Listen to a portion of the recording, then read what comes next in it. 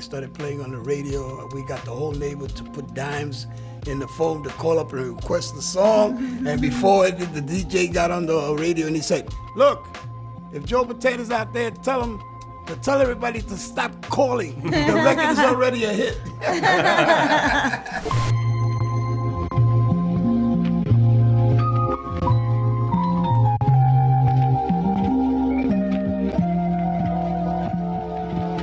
All right. Welcome. This is Jason. This is Kat. And you're now watching the Future Ancestors podcast. Now, we got an extremely huge guest with us here today. The king of Latin soul. Yes. Your favorite Afro-Filipino. Yep. That ordinary guy, Mr. Joe Bataan. Hi, everybody. Thank you so much for being here. I won't lie, like usually I'm kind of even keel about doing interviews, but this is huge. Like we can be fans too, and honestly, it's just a pleasure to have you here hanging out with us and just talking about, your career and, Well, I wouldn't have missed it for anything. It's always a pleasure to be interviewed. Let's not fool anybody. Any kind of publicity or things that you have that enhances what you do is a blessing. Exactly. I'm loving this. I'm loving this. I'm like, let me keep it professional here today. I'm like, no, I'm just being a fan here today, everybody. Okay, so I'm gonna start off with this because when we're thinking about your career and music, and it's like, I just sit back and just like imagine you growing up in New York during your era. There weren't many Filipinos around. How was it growing up as a Filipino in New York? Well, for a long time, I didn't really know what I was, because I came from mixed parents. And I didn't look Filipino. I was like a cross between my father, who had chinky eyes, and my mother, who was black African-American. And then I looked like in the middle. So I sort of melted into the neighborhood. He carried me on his shoulders from 117th Street in East Harlem all the way to 104th Street. And I was 4 years old. I didn't know what was going on. We were moving to a tenement house, and when we got to the building, which was 119 East 104th Street, there were 4 kids out there, and they welcomed me to the neighborhood, right? They were all Puerto Rican kids, and they just accepted me. So I had no idea that I was different from anybody else. I just blended in. And when I got downstairs to play with the other kids, the predominant language was Spanish, right? So I had to learn. Of course, everybody was bilingual, but nevertheless, I had to learn the Spanish language. So by trial and error, learning the curse words and the game words and the love words, I rolled into one. And then for a long time, it was always sort of like accepted that I was one of them, but they never questioned my nationality. They probably took it for granted that I was Latino. Right? To me, it didn't matter, but I guess to a lot of other people later on in life, it did. But at that time, my friends were Italian, which very few, Jewish, and we had some Japanese kids, but mostly Puerto Rican kids. And it was an exciting time for me as a kid growing up. You're seeing new things. It's like in my shows, I always mention, back in the days, we didn't have iPhones and iPads and all that stuff, man. All we had was our labia, which was our voice. So if we knew how to talk, you could get over. And I was exceptional because I knew how to talk. So most of the time when the other guys were playing baseball or playing marbles, I was having all the girls. I was singing to them on the stoop and everything else like that. And that was just a part of growing up. And it was exciting. You got to realize that at that time, there weren't many opportunities for us that lived in the hood, in the barrio. You either had aspirations to be an entertainer or you wanted to be a sports figure. Of course, growing up, I wanted to be Jackie Robinson. He was my idol. And I learned a lot from him and how he grew up and the struggles that he went through. I sort of put myself in the same predicament because I didn't really know who I was.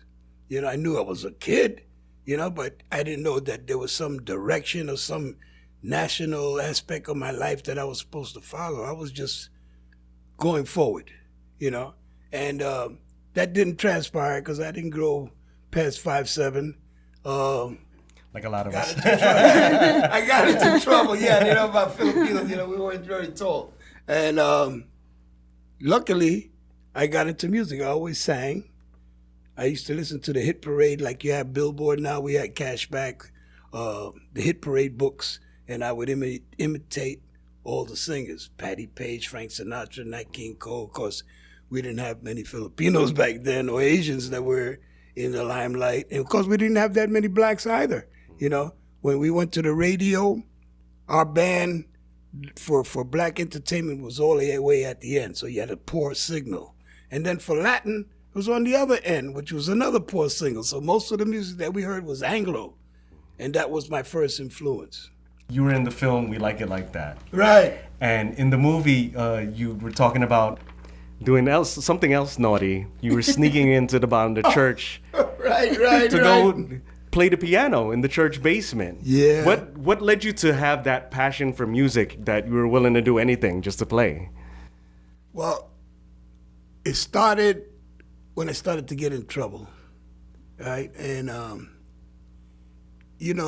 at certain stages in your life, you start thinking that you know too much for your own good. And I was no different. I started to feel my oats. I started to be good with my hands. And that's because the story goes, when I was about 9 or 10 years old, I used to go to get the newspaper with my father. He would take me, and I would walk to the candy store. And there was this one youngster there that always met me and confronted me. And I was with my father. And my father, at those times, if you know Filipinos, they don't talk much. They just let you do what you got to do. So this kid kept picking on me. And my father would be right there and wouldn't say anything, And he punched me in the nose. And I was bleeding. My father just looked at me, And I started crying. And the kid was a bully. So he took me home. And I didn't know we had an adjacent apartment across the hall. And he had got a makeshift punching bag. And he put socks and all kinds of stuff in it. He says, "Come here." I said, "What?" He says, "You're going to punch this bag. And when we go back there to the newspaper place, this kid's not going to pick on you, right?" So he started teaching me the rudiments of boxing, and I kept punching this bag. And then at that time, there was a program on TV, Channel 4, Pabst Blue Ribbon, boxing. And I used to watch the fights. And that's when I learned about Larry Bataan and Kid Charles and Kid Gavilan and all these guys. And I started to imitate the moves of these boxers as a young kid because I didn't know. And I would punch this bag and back, and he was saying, "Look, you got to twist your hand when you punch," and such that he was giving me advice. So for several times, that kid kept bullying me. And then one day we went there, and he started up on me again. And before he could say another word, I sort of punched him right in the nose. Now, if you ever got punched in the face, when you punch, there's a shock that comes upon you. And this kid never bothered me again. and when I found out that I could have done this, I don't know if it was a good omen, because I started to use it. So actually, during that time, we were doing a lot of naughty things. We used to get high. The guys would run around the block. When I was always coming out of prison, I said, it was a reformatory, what am I going to do now, right? I had been preparing myself to run in the Olympics, all right? Running around the reservoir, my father used to time me, and I was close to the 4-minute mile. And I said, "Dad, you made a mistake." He said, "Don't tell me, I know what I did. You ran around 3 times, and that's a mile and 3/4, and this is what it came out to." I said, and I was only 15. I never got to realize that dream. But when I came out, I had scholarships to go to Howard University because I was a track. And the coach said, "Joe, I know you Nit." He used to call me Nit, which is my real name, Nitalano. And he said, "I don't understand. You dress nice, you got money in your pocket. I keep hearing all these bad things about you." And I was embarrassed. He said, I could get you in school, and right now you got a good chance to go to the Penn Relays and run. I said, okay, but nevertheless, I got into trouble. That year, I must have got arrested 3 times out of school. I was playing hooky, and the girls, and one thing led to another. We used to smoke a bottle of wine, or whatever. I was doing all kinds of things. I thought I was feeling my oats. So eventually, they sent me away, right? I got arrested for stolen auto, right? There was at that time in '59 when the cars had push buttons, and you didn't need a key, and the guys would say, Joe, come over here, we got a car, He says, all you got to do is press the button. I'm pressing the button, and I'm banging into the cars, and the next thing I know, there's a gun in my face, and I'm arrested. So when I came home, I decided I wanted to play music, and I went around to the neighborhood to see some of the guys that sang doo-wop. And they said, hey, Bataan, which is my real first name, he said, we don't do that anymore. I said, what do you mean? He said, we got a band. A band? What is that? He said, we play Latin music. Why don't you come to the rehearsal? I said, okay. So I went to this rehearsal with this guy that became quite known in the neighborhood. And when I sat there, I was amazed. I said, what the heck is they doing? This was this Spanish music. It was mambos and cha-cha. I didn't know what the heck. I didn't even know what clave was. And the guy, the band leader, saw me, and he knew my reputation, and he went to the guys and told them, he said, we don't want him here. So, of course, you wouldn't tell that to me back then. I would have knocked him on his butt, right? But when the guy said, Joe, he doesn't want you here, I said, what? I just came to hear the music. I don't want nothing from him. He says, yeah, but you know how he's a fuddy-duddy, man, So I went up to him and approached him. I said, look, if you would have said that to me a year earlier, I would have knocked you on your butt, man. He said, but you know what? I'm going to start a band, and I'm going to show you, what I can be done. Now, you have to realize I knew nothing about music. This is why it's a Cinderella story. But I was so angry that this guy had the audacity to tell me to leave that I was going to show him. I was always that type of aggressive person. So the guys followed me outside. He said, Joe, feel bad. Don't worry about it. You could do it. Don't worry about it. And you know what? I went down the stairs and I said, yeah, I'm going to do it. So in the neighborhood, they had a community center where they had a piano. And I asked the gym instructor, hey, could I go inside the auditorium? So he said, I might as well let this guy go in there because if he's not in the streets, he can't cause trouble. So I went in there and I practiced on the piano. Didn't know what I was doing. And it's a Cinderella story because I separated my fingers and I hit the white keys and I came up with a chord, right? And I said, oh my God. And I always knew about ear training, but I didn't know the rudiments of a piano, that if you separate your hands and you could create a chord, you had music. So I found out that if I slowly use the progression upwards, there was a song. And then I wrote my first song with 3 chords, not knowing what I was doing.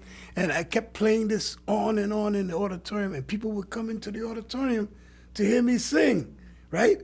And they would have thought that I've been playing for years, but all I knew was these 3 chords, and the rest is history. How old were you? I was 19. But I walked into that center one day, and it was occupied. And it was a bunch of kids, 12 and 13 years old, with a band. And of course, you didn't do that, not to Joe Bataan. That's my neighborhood. I walked in, I said, what the hell are you doing here? And they looked at me, they knew my reputation. Nobody said anything. And I said, what are you doing here? They wouldn't answer. And then I looked. There was no piano player. And I said, wow. I had been trying for years to get a combination of people that would play with me. People would run away from me. They thought I was crazy because I would keep them all night singing or playing an instrument. Story goes that some of them used to hide on the roof when I came into the neighborhood. And when they saw me, they said, there he goes. Let's get out of here, man. He's going to make us stay up to 4 o'clock in the morning singing, right? So, and Chubby tells that story. So when I got there, I took out a knife, which everybody carried a knife back then. And I used it for dramatics. I stuck the knife into the piano. And I said, I'm the leader of this band, right? So the kids looked at me, nobody said anything. And I sat down at the piano, and by trial and error, we learned together. And in 6 months, the kids said, look, we're tired of playing. Our parents don't want us here with you, right? I had to take them home after rehearsal and explain to the parents that I was a different person, that I wasn't the same tite little gangster that was out in the streets. All I wanted to do was play music. I was obsessed with this new challenge in my life. And 6 months later, they said, look, when are we going to get paid? When can we play somewhere? I said, it doesn't work that way. So I didn't know what to do. I started reading the trade papers, and I saw what some of the other neighborhood kids went to these record companies. So I called them up. I had a chance. And the guy came down, George Golden, who was famous. He did N Records, Frankie Lyman, and a lot of rock and roll groups. And he heard me sing, and he says, I like the band. He said, but you sing too sweet. He said, you need to yell and scream, like James Brown.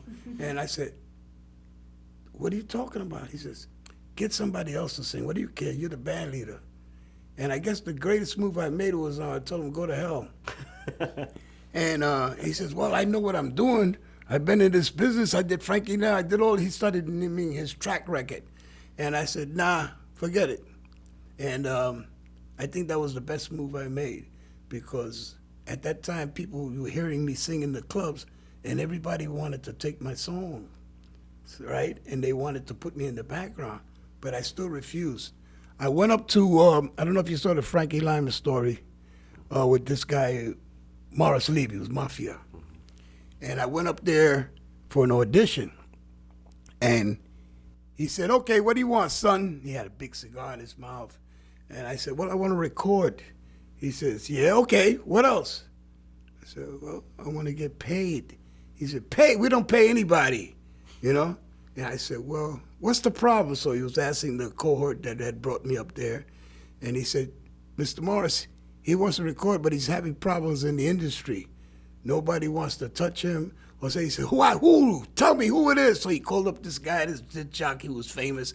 He said, hey, this kid is in my office, and he says, you won't play his records. You work for me. And I don't want to mention the other sarcastic words he said to him. He says, I didn't do anything to him. He says, well, look, that's it. He hung up the phone. He said, okay, kid, what else you want? Now they're going to play your records. I said, well, and I heard these words. I want my publishing. He said, who the hell are you talking to? What the hell do you know about publishing? I said, well, I don't know. I should get paid. He said, we don't pay anybody. Now, what's your budget? At the time, I didn't understand what the word budget meant. He was telling me how much it's going to cost. And I said, I don't have any budget. I just want to get paid. He says, well, you're a wise guy. So after that, several people in the industry walked into the office. And they said, hey, Mo, is what they called him. He said, we got that kid under contract. He said, what? And another guy walked in. He says, I got him under contract. He said, what? And what had happened was all of these people were trying to dupe me into signing contract. So I signed my underage name. You couldn't hold me legally bonded by this. So everybody thought they had me under contract. And this guy, Morris Levy, say, you're a little wise guy. He says, you sign with everybody? I said, well, they were trying to crook me, and that's the only defense I had, because I'm not an attorney, but I know it's illegal to sign because I'm underage. And he says, we're going to fix you. I said, get out of here. You ain't going to record with nobody. So I walked out of the office. They were all in cahoots. And I said, oh, boy, what the hell am I going to do now? Now I ain't never going to have a chance. And I got a call from this disc jockey. He says, I got a guy that's starting a record company named Jerry Masucci. And he's looking for talent. He wants to come and hear you. I said, okay. He came. He was biting his nails. He was young at the time. Had no idea that he would become a big mongrel. But he started. And he said, what do you want to do? I said, I want to record. He says, I like your band. He says, I want to get paid. He said, okay. He says, when? So the next week, the rest was history. We got into that studio so nervous, the kids and me. We had no music. Everybody had to look at me to get their directions. And the music director says, well, where's your music? He says, it's all in our heads. You know, we're going to play for you. He says, I got to see this. We were so nervous that we recorded the whole album in 4 hours, which if you understand how you do an album, certain sections come in at different times. The whole band did it live. Wow. He was so amazed. He called the guy. He said, I don't know these kids. I don't even know what it is. This kind of sound that he has, you know? And the rest was history. They started playing on the radio. We got the whole neighborhood to put dimes in the phone to call up and request the song. And before it, the DJ got on the radio and he said, look, if Joe Bataan is out there, tell him to tell everybody to stop calling. The record is already a hit. That's awesome.